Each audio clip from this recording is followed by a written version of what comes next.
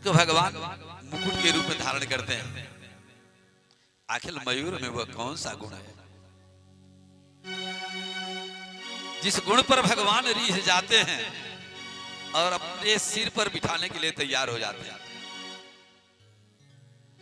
मयूर कभी भी कामासक्त नहीं होता है, ये उसके अंदर गुण है। और ऐसा प्राणी तो मेरे सिर पर भी बैठने की योग्य है। इस भाव से भगवान मयूर पंख को अपने सिर पर मुकुट के रूप में धारण करते हैं। और कानों में बाला पहनने के लिए हम पहने तो सारे ग्वाल बालों को पहना है। अब इतने ग्वाल बालों को पहनाने के लिए बाला आवे कहां से, इतना सुवर्ण मिले कहां से? अच्छा चलो भैया हम वो वाला बाला नहीं पहनेंगे, ऐसा बाला पहनेंगे जिससे सब लोग बाला पा जाए। तो कान में कुंडल धारण करने के लिए भगवान कनैर का जो फूल पीला पीला होता है, करवीर पुष्प कर्णयो कर्णिकार, वो कनैर का पुष्प लिया और एक दुर्वा लिया, दुर्वा को लगा दिया कान में और कनैर का पुष्प गूंथ करके कान में लटका लिया और बढ़िया बाला तैयार। सारे ग्वाल इस बाला से सुसज्जित हो गए, कुंडल से सुसज्जित हो गए। और विप्रदवास कनक कविशम वैजयंतीम च मालाम, वैजयंती फूल की माला धारण की हुए, पीतांबरी तन पर कसी हुई। भगवान अद्भुत शोभा से युक्त, ग्वाल बालों से घिरे, सारे ग्वाल बाल गोविंद भगवान के गुणगान कर रहे हैं। और सबसे वंदित होकर के गोविंद भगवान गोकुल में प्रवेश कर रहे हैं। वरहा पीड़म नटवर वपो कर्णयो कर्णिकारम, बिभ्रद्वासः कनक कपिशो वैजयंतीम च माला, रंध्रान वेणोरधर सुधया। अधर सुधया, ये अधरामृत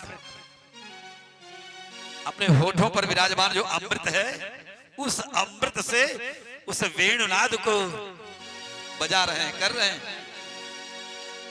रंध्रान वेणोरधर सुधया पूरयन गोपवृंदई, और उस मुरली की धुन को सुन करके सारे ग्वाल बाल हर्षित आनंदित हैं। पूरयन गोपवृंदई वृंदारण्यम स्वपद रमण प्राविशत कीर्त कीर्ति। गोपाल भगवान सबके वंदनीय होकर के गोकुल में ऐसी शोभा से युक्त जो है प्रवेश कर रहे हैं। बताओ भला कोई राजा महाराजा इस तरह से अपने महल में प्रवेश करेगा? इतने भक्त जिसके साथ हो, चारों तरफ घेरे वंदना कर रहे हैं, और गोपाल जी प्रवेश कर रहे हैं गोकुल में। शिष्यों को श्लोक पढ़ा दिया और शिष्यों को श्लोक पढ़ा करके बोल दिया जाओ सुनाओ। और उन शिष्यों ने आकर के जहां छिपे हुए थे झुरमुट में सुखदेव स्वामी, उसी के समीप में आकर के वे भी एक झुरमुट में छिप गए। शायद उन शिष्यों को भी व्यास नारायण जी ने बता दिया, भैया सावधान रहना, अरे कहीं तुमको देख न ले, वो शंकर भगवान है।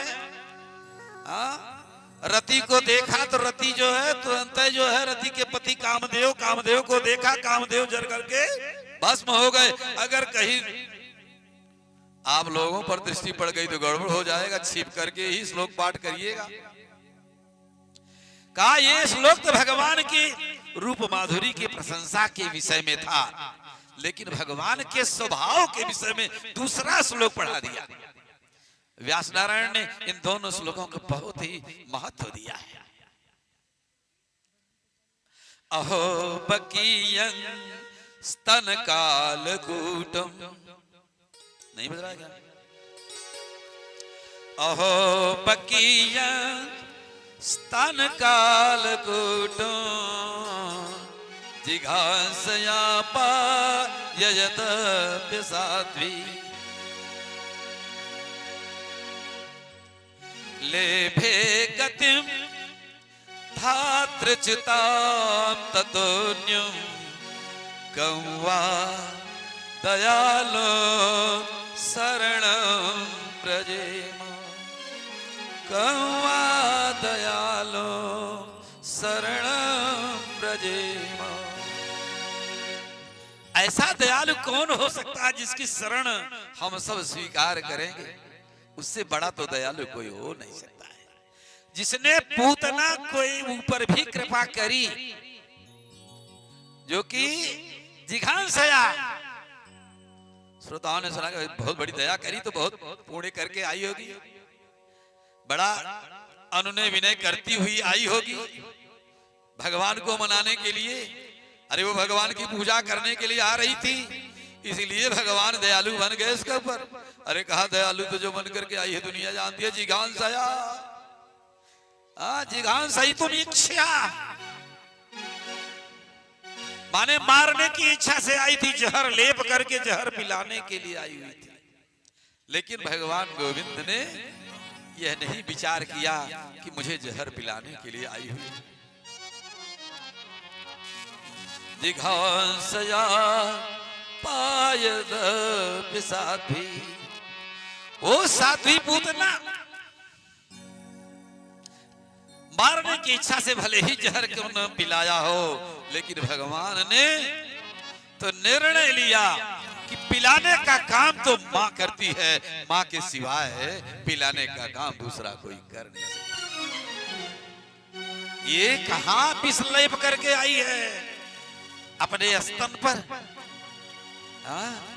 भले ही स्तन पर विषलेप करके आई है, लेकिन पिला तो रही है स्तन।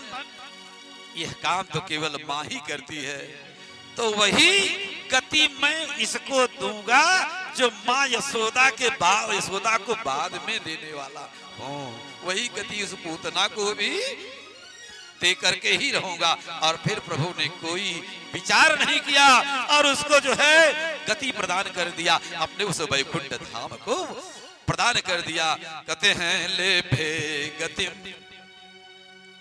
धातृच्युता ततोऽन्यं ले भे गति धातृचिता ततोऽन्यं कं वा दयालो शरणं व्रजेम कं वा दयालो शरणं व्रजेम।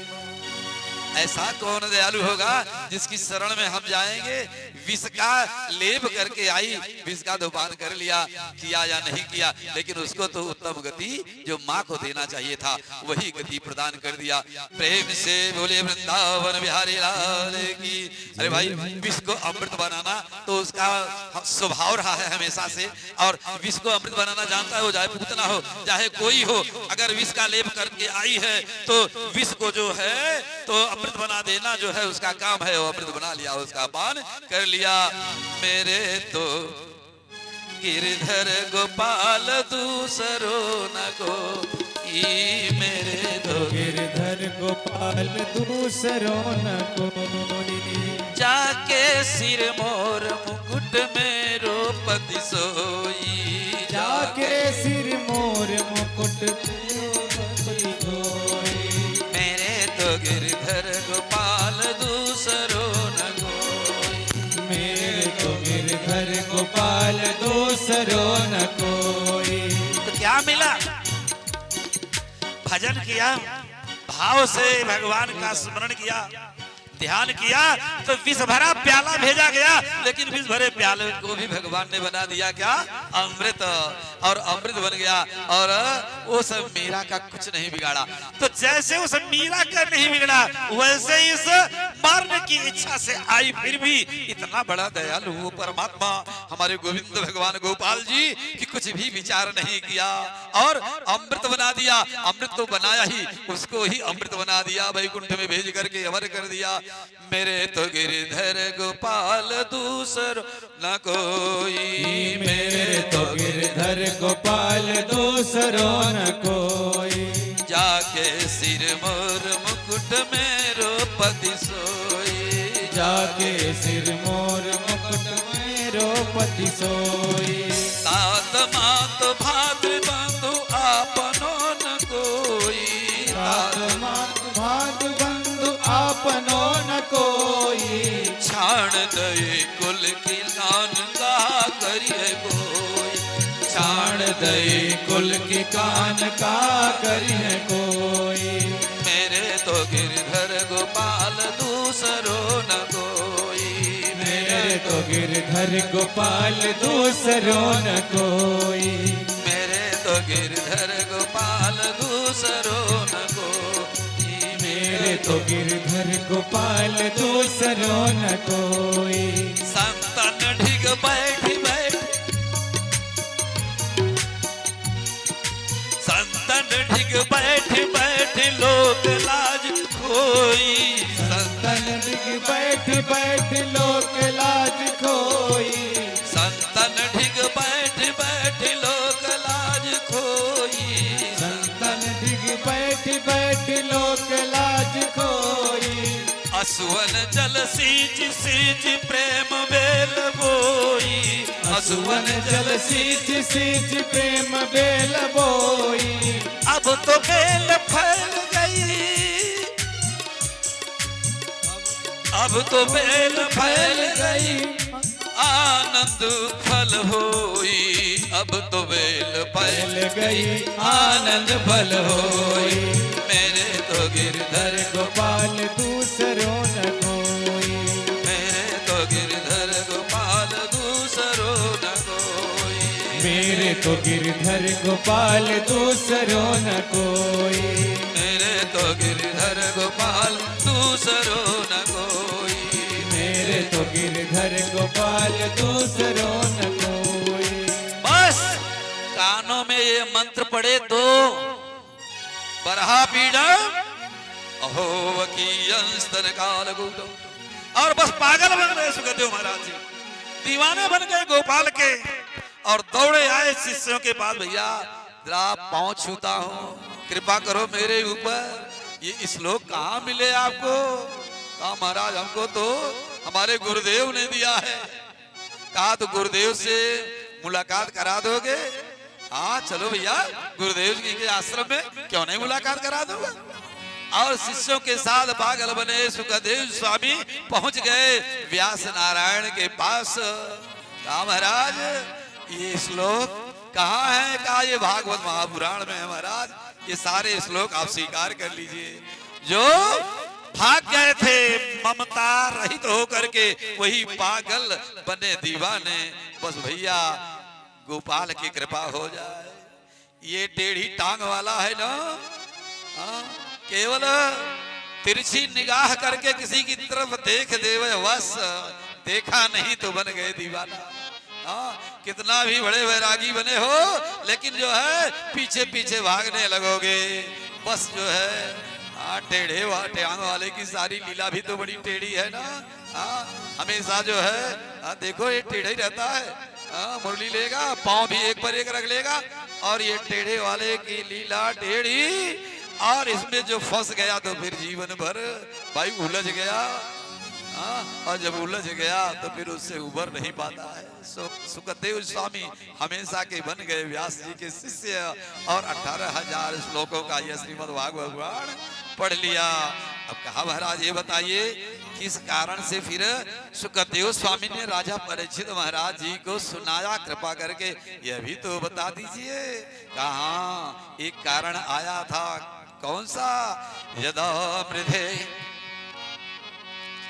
कौरव श्रेजयाना वीरेश्वथो वीर गति गदेशो परिकोदरावे दगदाभिमर्शो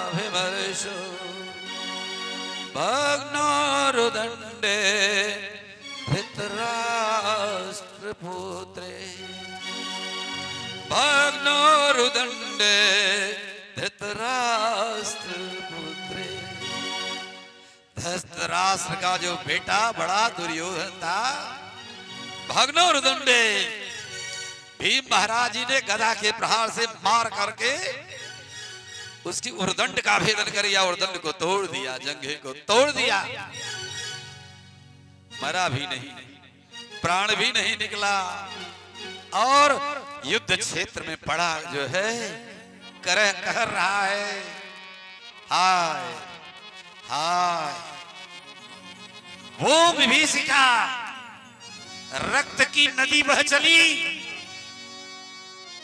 हड्डी मांस यत्र तत्र सर्वत्र बिखरे हुए हैं, चील बाज, मांस भक्षण करने वाले पक्षी आकाश में मंडरा रहे हैं, और दुर्योधन की उस गिरी हुई काया को, जिसने अभी प्राण भी नहीं छोड़ा है, वो गीध और चील नोच नोच करके भागना चाहता। क्या यह युद्ध की विभीषिका? दुर्योधन उन पक्षियों को हा हा हा उड़ाते हुए परेशान। अरे हम तो जीवित हैं भैया, कौन सुनने वाला? और ऐसा संतृप्त दुर्योधन दुखी हो रहा था। उसी समय गुरुपुत्र अश्वत्थामा, जो कि मित्र था, पहुंच गया। दुर्योधन, तेरी दुर्दशा किसने की? बताओ, उसे जिंदा नहीं छोड़ूंगा। कहा किसने की, इसकी परवाह तो मुझको नहीं है, परवाह केवल इस बात की है कि मैं 100 भाई और 100 के 100 मारे गए, एक भी नहीं बचा, और पांडव मात्र 5, और उन 5 में से एक का भी बाल बाका नहीं हुआ। अश्वत्थामा ने कहा बस इसी की चिंता है तुमको, कि उनका बाल बाका हो जाए। मैं प्रतिज्ञा करता हूं कि आज सूर्यास्त के पहले, नहीं तो रात्रि के बाद सूर्योदय नहीं होने दूंगा, और 5 का सिर काट करके ले आऊंगा और तेरे पैर पर डाल दूंगा। दुर्योधन तो बल और पुरुषार्थ को जानता था। अश्वत्थामा, पांडव घास और मूली हैं जो काट करके सिर लाओगे, मेरे पैर पे डाल दोगे? ये साधारण नहीं। लेकिन कहा ये मेरी ब्राह्मण की प्रतिज्ञा है, मैं करके दिखा दूंगा। और भगवान की कृपा से अश्वत्थामा प्रयाण कर दिया वहां से पांडवों की शिविर की तरफ, उन 5 का सिर काटने के लिए। कैसे काटता, ये साधारण बात तो थी नहीं। एक युक्ति उसके मन में आई। काका उल्लू न्याय, कौवे और उल्लू में झगड़ा हुआ तो कौओं ने उल्लुओं को खूब मारा दिन में। कहा भैया दिन में तो हम वैसे कमजोर हो जाते हैं, दिखाई नहीं पड़ता, हमारे पर दया करो, काहे हमको मार रहे हो? लेकिन कौओं ने सुना नहीं, और भगवान की कृपा से हुई जब रात्रि, तो कौओं को रात्रि में दिखाई नहीं पड़ता है, और उल्लुओं ने आक्रमण किया और कौए मारे गए। बहुत यही युक्ति उस अश्वत्थामा ने विचार करके रात्रि में, जबकि रात्रि में युद्ध करना निषेध है,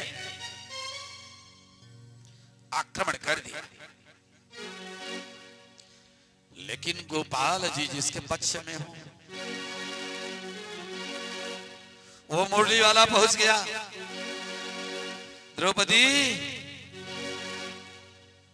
पांडव कहां हैं? वो तो सो रहे हैं महाराज। कहा आज तो इतने हर्ष का दिन, उल्लास के साथ इस रात्रि को खुशी पूर्वक जागरण के रूप में मनाना चाहिए। ये विजय की रात्रि है। अब वो सो रहे हैं, चले गए और पांडवों को जगा लिया, क्योंकि गोपाल को तो पता चल गया कि अश्वत्थामा आ रहा है, सोते हुए सिर काट लेगा। और गोपाल जिसकी रखवाली करें उसका भी कुछ बिगड़ सकता है। लिवा करके चले गए दूसरी। लेकिन दुर्भाग्य, पांच पांडवों के हर पांडव से, हर पांचों भाइयों में से एक एक भाई से एक एक लड़का। लड़कों ने देखा कि पिताजी की सेज खाली है, तो उसी सैया पर जाकर के उन्होंने विश्राम किया।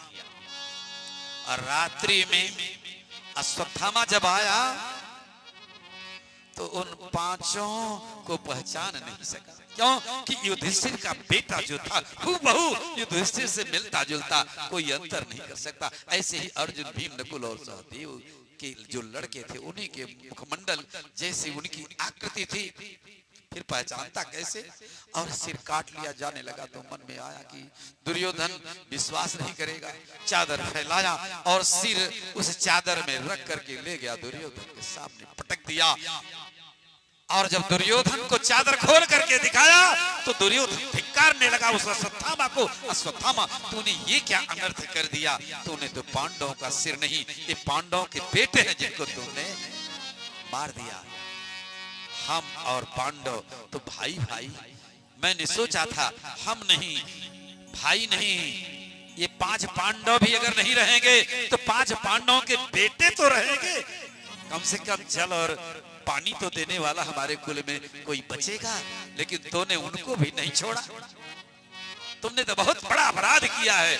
और जो दुर्योधन भीम के गदा प्रहार से प्राण नहीं छोड़ा, उसका प्राण नहीं निकला, रोता चिल्लाता, हाय मेरे बेटों, व्यर्थ में इस अश्वत्थामा के शिकार बन गए। रोता चिल्लाता प्राण बिफड़ करके गिर पड़ा और उसका प्राण जो है छूट गया। अश्वत्थामा ने मन में विचार किया, अगर ये पांडव नहीं हैं और पांडव बचे हैं तो मुझे नहीं छोड़ेंगे। रात्रि में ही रथ पर सवार होकर के अश्वत्थामा भागने लगा, इतनी दूर निकल जाऊं कि मिले ना मुझे। और प्रातः होते ही जब जो है द्रौपदी की निद्रा टूटी, धात्री ने आकर के सूचना दिया, पांचों बेटों का सिर नहीं है। तो द्रौपदी रोने लगी, माता शिशुना निधनं सुताना, माता शिशुना निधनं सुताना, निशम्य घोर परितप्यमाना, तदा रुदध्वास्फकुलाकुलाक्षी, तदा रुदध्वास्फकुलाकुलाक्षी, तासात्वजन्ना किरीटिमाली, तासात्वजन्ना किरीटिमाली।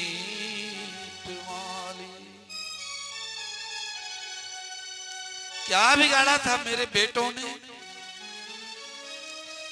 किस आताई ने मेरे बेटों का सिर काट लिया? इन्हें बेटों ने क्या अपराध किया था?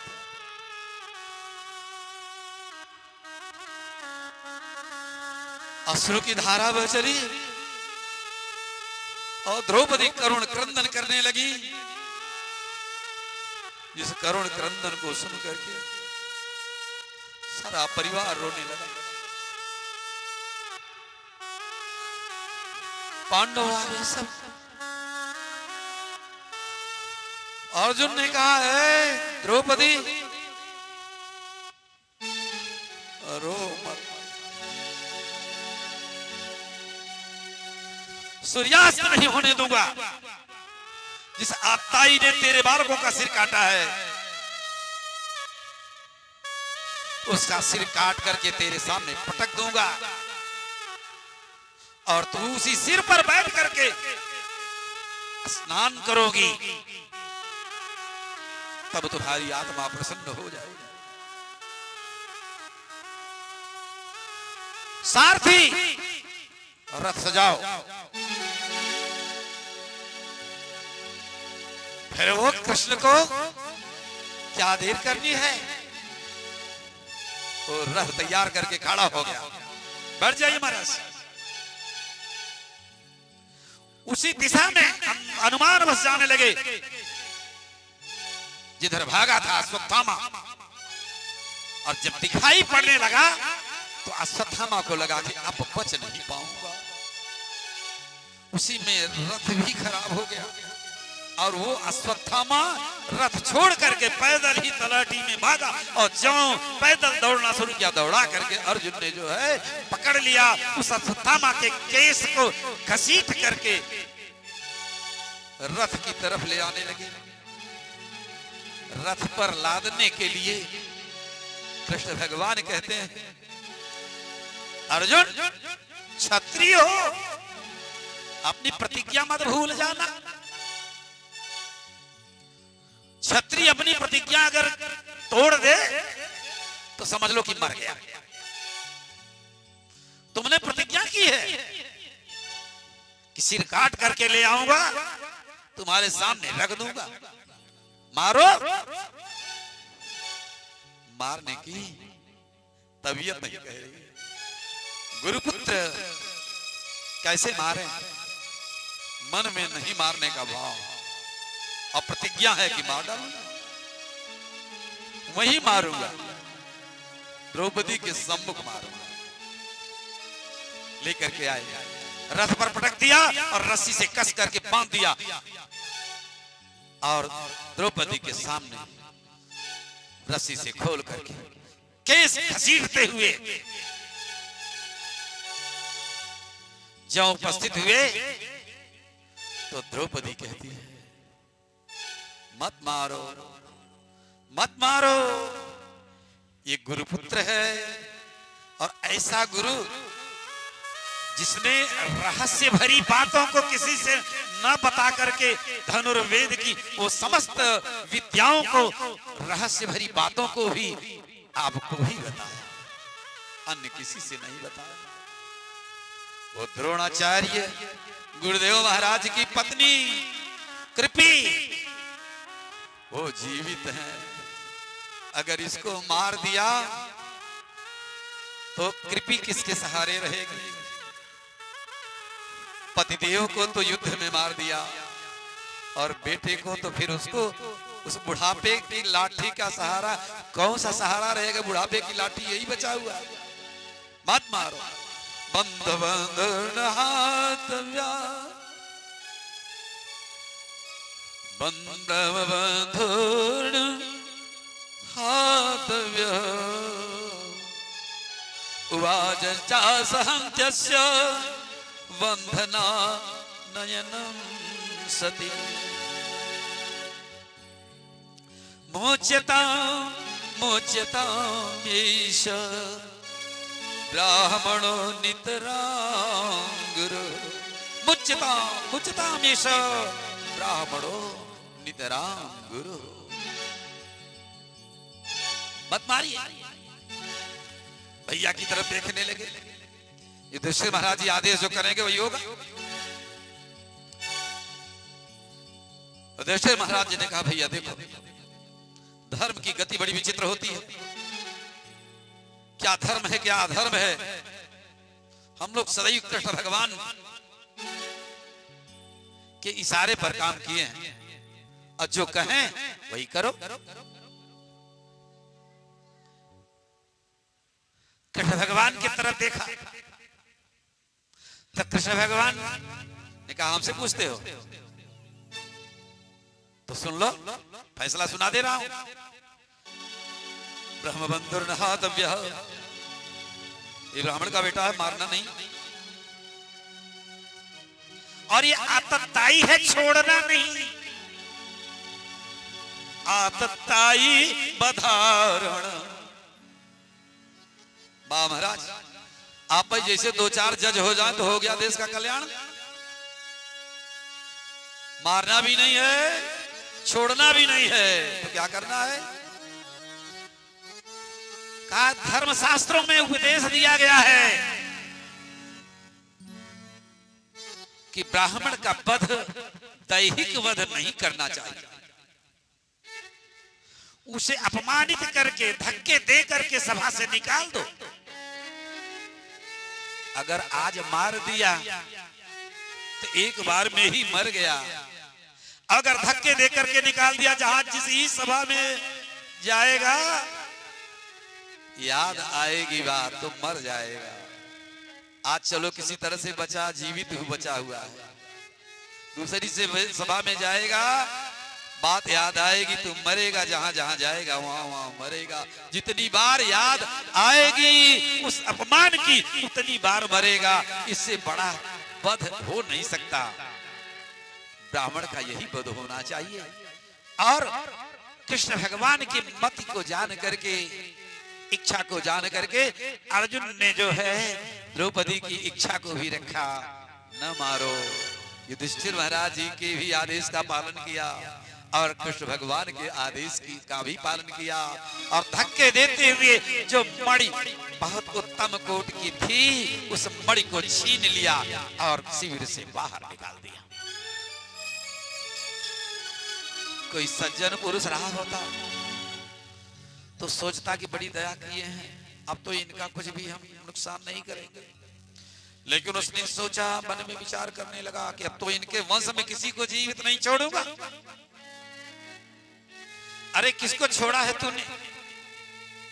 5 बेटे, 5 बेटों का तो तूने ही तमाम कर दिया। अभी कोई बचा है क्या?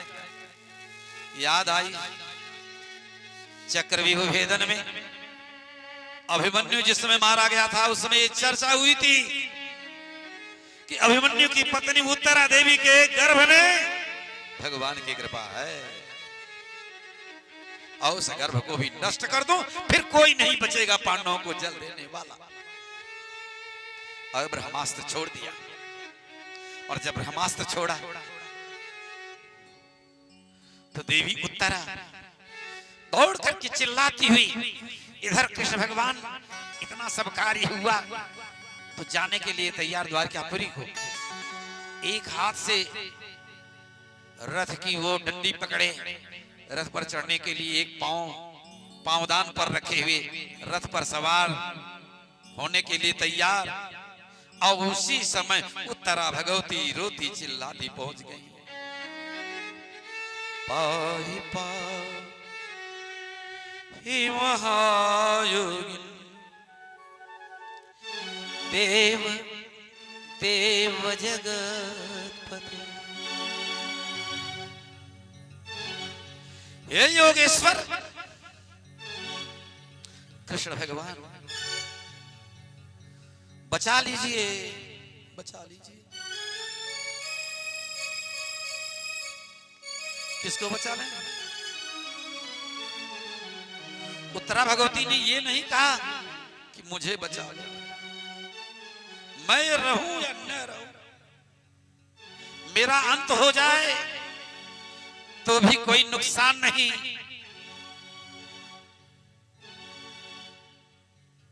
अच्छा ये बताओ, तुम मुझसे ही क्यों कह रही हो? और कोई बचाने वाला नहीं मिला? कहा संसारियों से क्या कहूं? गोविंद भगवान यत्र मित्रो परस्परम, वो भी तो मृत्यु धर्मा प्राणी है।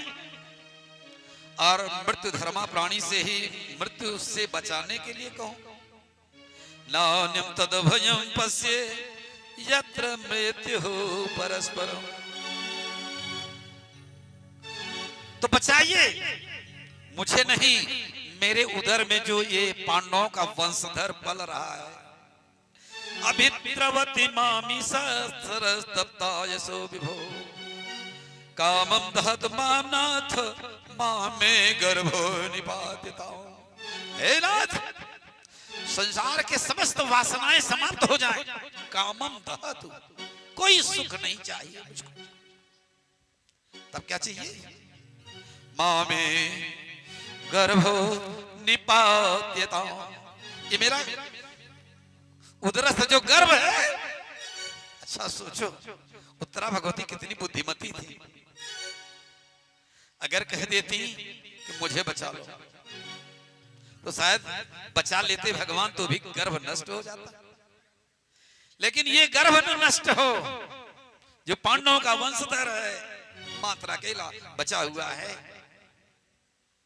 भगवान को सोचने के लिए विवश कर दिया कि गर्भ को तो तभी बचाया जा सकता है जब गर्भ जिसके उदर में बसा हुआ है उसको बचाया जाए। जब तक वो नहीं बचेगी तब तक वो गर्भ कैसे बचेगा। और तुरंत भगवान ने स्वीकार किया, नन्हा सा रूप बनाया और देवी भगवती के उदर में प्रवेश कर गए। और सुदर्शन चक्र को आदेश दिया। भगवान की कृपा से वो जो ब्रह्मास्त्र छोड़ा था अश्वत्थामा ने, वो समाप्त हो गया। सुदर्शन चक्र से भगवान ने रक्षा कर दिया और एक रूप सामने लेकर के खड़े हैं। उत्तरा, आराम हो रहा है, कुछ कुछ आराम हो रहा है। एक समय ऐसा आया कि जब वो अस्त्र समाप्त हो गया, उसका प्रभाव समाप्त हो गया, तो उत्तरा भगवती हंस पड़ी। भगवान, अब मैं पूर्ण रूप से स्वस्थ हूं। जानते हो ये गर्भ में बसा हुआ कौन है? जो हमारे प्रधान श्रोता, वही उत्तरा भगवती के गर्भ में अपने भक्त की रक्षा भगवान ने बड़े ही अद्भुत ढंग से कर लिया। और अब की बार कहते हैं, अब तो मुझे विदा दो, जाना है द्वारिकापुरी को, बहुत दिन हो गया आए। तो जब सबको प्रणाम करने लगे विदाई के समय, हाथ जोड़ करके कुंती बुआ सामने आ जाती और हाथ जोड़ करके प्रणाम करती। कई श्लोकों में कुंती बुआ ने भगवान की वंदना किया। कहा, हे बुआ, ये गलत, बिल्कुल ऐसा नहीं होना चाहिए। भतीजे को प्रणाम नहीं है। मैं हूं तेरा भतीजा और तू है मेरी बुआ। मैं तुझे प्रणाम करूं तो योग्य है, तू मुझे